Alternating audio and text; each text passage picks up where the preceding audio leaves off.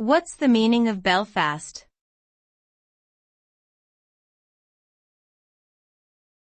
Belfast.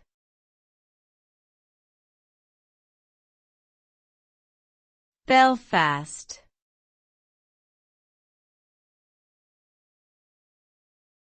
Belfast.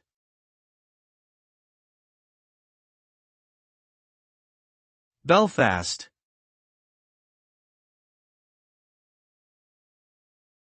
Belfast is a city in Northern Ireland that has a rich and complex history. The name Belfast comes from the Irish language Bealfirst, which means mouth of the sandy ford.